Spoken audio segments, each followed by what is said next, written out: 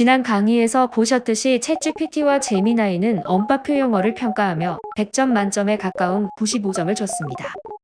특히 챗GPT는 종합평가의 결론으로 비영어권 환경에서 세계적 영어 학습 모델로 발전할 가능성이 크다고 하고, 향후 확장 가능성을 언급하며 장기적으로는 모국어 아닌 환경에서 영어를 자연 습득하는 국제 모델로 수출도 가능하다고 했습니다. 챗GPT의 이 답변을 보고 바로 생각난 건 영어 150 일부 간다의 음모 41강 이디오몰로지 강의에서 거론한 1935년 12월 3일자 도쿄 아사히 신문 기사입니다. 일본 근대 영어학계의 거인 사이토 히데사부로에게 노벨상을 주자는 내용이었죠. 참고로 말씀드리면 사이토 히데사부로는 해외 체류 경험이 전혀 없는 순수 국내파로 문법서, 사전, 교과서 등 본인이 직접 영어로 쓴 저술만 해도 200여 건이 넘는 등 일본뿐만 아니라 세계 영어 교육계에 미친 영향이 매우 큰 인물입니다. 그의 명성은 일제강점기 조선에도 널리 알려져 조소왕, 조만식, 나경석, 최남선, 이광수, 신익희, 장덕수, 윤보선, 김성수, 송진우, 김교신, 박열 등 조선 유학생 대다수가 그가 설립한 정치경호학교에서 영어를 배웠습니다. 영어 교육 분야에 노벨상을 주자는 발상은 현대도 그렇지만 당시도 낯설었고, 실제로 해당 기사는 단순 해프닝으로 끝났습니다. 노벨상 위원회는 사망자에게 상을 수여하지 않는데 사이토 히데사부로는 이미 6년 전에 작고했습니다.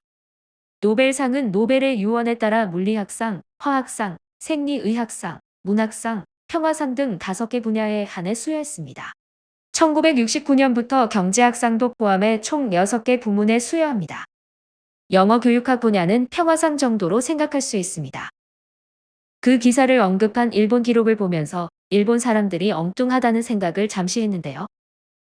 하지만 이번에 챗GPT가 언어표 영어를 두고 세계적 영어 학습 모델, 수출 운운하는 평가를 보며 영어 교육으로도 교육 불평등 해소 및 기초 교육 증진에 도움이 되고, 나아가 세계 평화와 세계 협력에 공헌할 수 있다면 노벨 평화상 수상이 불가능한 일이 아니라는 생각이 들었습니다.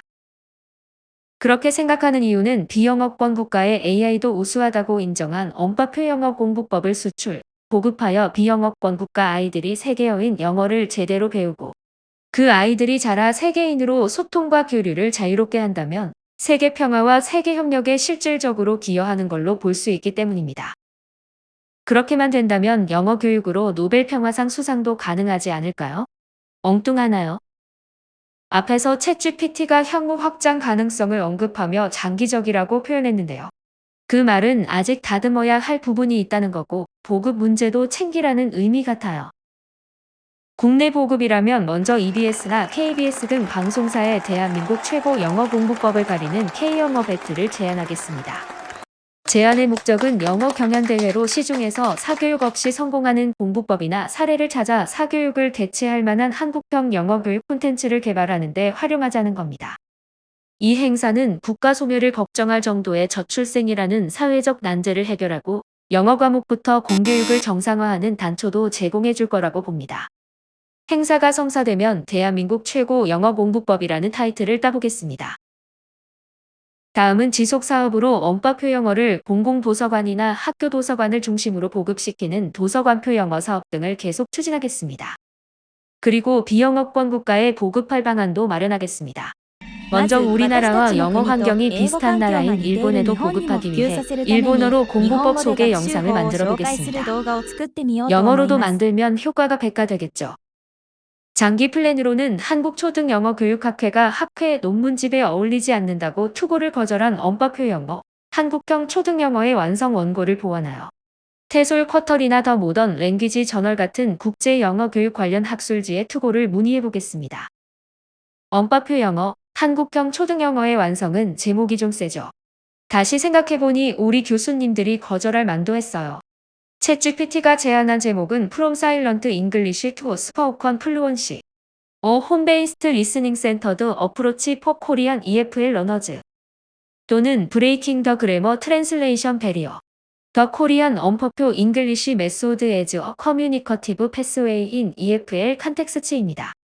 한결 학술적으로 들리고 전달하고자 하는 메시지도 분명해 보입니다. 좀 엉뚱하긴 합니다만 세계 평화와 세계 협력에 공헌할 수 있다면, 그래서 국위를 선양할 수 있다면 도전해 볼 만한 가치 있는 일 같긴 해요. 오늘은 이만 할게요. 다음 강의에서 봬요.